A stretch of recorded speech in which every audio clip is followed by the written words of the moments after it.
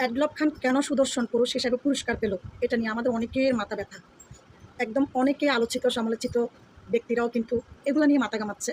তো দেশ এবং প্রবাসের ভাই বোন, আমিও নিয়ে আসছি অ্যাডলব খান কেন সুদর্শন পুরুষ হিসেবে পুরস্কার পেল। তার মধ্যে সুদর্শন পুরুষের কি আছে, সে দেখতে এতটা বাজে। অনেকে বলতেছে ছি, তার রুচিতে ভীমরতি ধরেছে, ছি, যে তাকে অ্যাডলব খান হিসেবে পুরস্কৃত করেছে সে হচ্ছে একজন লুচ্চা। অ্যাডলব খান যেরকম লুচ্চা, যে পুরস্কার দিয়েছে সেও লুচ্চা। আবার অনেকেই বলতেছে অ্যাডলব খানকে কেন সুদর্শন হিসেবে পুরস্কার করবে। পুরস্কার যদি দিতে হয় তাহলে আমাদের মিজানুর রহমান আজাহারি হুজুরকে দেওয়া হোক। আবার অনেকে আরও অনেকের নাম বলতেছে, অনেক হুজুররাও অনেক আলোচনা করতেছে একজন অ্যাডলব খানকে নিয়ে, যে কিনা ফিল্ম জগতের মানুষ, যে কিনা চলচ্চিত্র জগতের মানুষ, তাকে নিয়ে আলাপ আলোচনা করার সবারই শোভা পায়, কিন্তু হুজুরদের পায় না। যাই হোক, তো আসলে যদি সুদর্শন পুরুষ মিজানুর রহমান আজাহারি হুজুরকে যারা দাবি করতেছে, তাহলে সে কি আমাদের হজরত মুহাম্মদ সাল্লাল্লাহু আলাইহি ওয়াসাল্লাম প্রিয় নবী, তার মতো তার ধারে কাছে যেতে পারবে? যদি সুদর্শন পুরুষ হিসাবে কেউ হয়, সে হচ্ছে আমাদের প্রিয় নবী হজরত মুহাম্মদ সাল্লাল্লাহু আলাইহি ওয়াসাল্লাম। তো যদি সুদর্শন খুঁজতো, তাহলে কিন্তু টিকটকে এরকম হাজার হাজার সুদর্শন পুরুষ আছে দেখতে আকর্ষণীয়, হাজার হাজার ইসলামের আলেম ওলামা একরাম আছে, হাজার হাজার কোরআনের পাখি আছে, হ্যাঁ, কিন্তু সুদর্শন সেটাকে বুঝাইতে চাইনি। যাই হোক, একটা কথা বলি, আমরা যারাই বলছি হুজুর আপনারা কিন্তু এগুলো ঠিক করতেছেন না, অনেক হুজুর কিন্তু অ্যাডলব খানকে এত তুচ্ছ তাচ্ছিল্যভাবে ব্যঙ্গ করে কথা বলতেছে।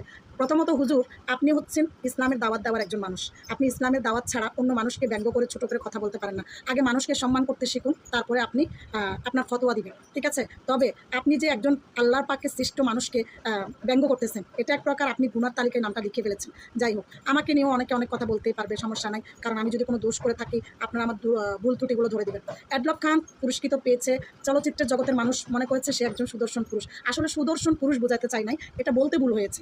সেই যে ফ্যাশন ডিজাইনার হিসেবে নিজেকে আবিষ্কার করে, হাতে আংটি, কয়েকটা বিভিন্ন ধরনের আংটি, বেসলাইট এবং মেয়েদের অঙ্গ ভঙ্গিমা, হ্যাঁ, তারপর হচ্ছে গলার মধ্যে কয়েক ডজনের হার, তারপর তার নিত্য নতুন অন্যতম কিছু পোশাক, যেগুলা চলচ্চিত্রের মানুষের দৃষ্টি আকর্ষণ করতেছে। সে বারবার নিজেকে মেয়েদের মতো করে গ্ল্যামারের মাধ্যমে নিয়ে আসে, তার মধ্যে একটা গ্ল্যামার আছে।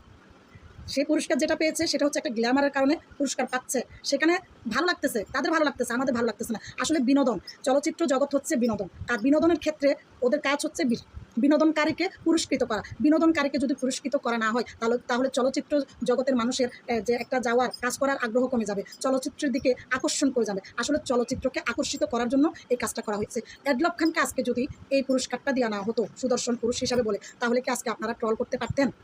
হুজুর থেকে শুরু করে বিভিন্ন কন্টেন্ট ক্রিয়েটররা, সাংবাদিকরা, আপনারা এই যে ভিউ ব্যবসা করতেছেন, ভিউ কামাইতেছেন, এটা পারতেন না তো? তাহলে মানুষকে সম্মান করে কথা বলতে শিখুন। হ্যাঁ, চলচ্চিত্র জগতের এই কথাগুলো আমরা নাই বা বললাম।